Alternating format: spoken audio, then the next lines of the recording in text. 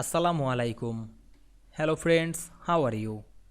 Welcome back to my new video. In this video, I am going to show you how to insert volume of a sphere equation in Microsoft Word. Let's get started.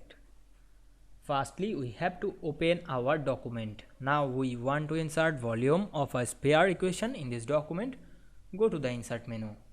Then click the equation drop down menu and go to the more equation from office.com. Then find the volume of sphere equation.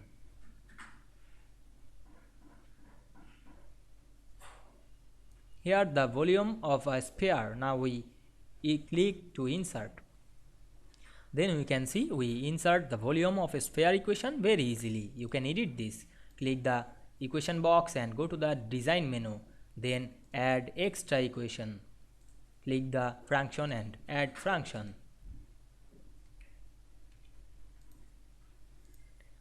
Now we can see we insert and edit the volume of a sphere equation very easily. I hope you enjoyed the video. Please like, comment, share and subscribe my channel. Thanks for watching.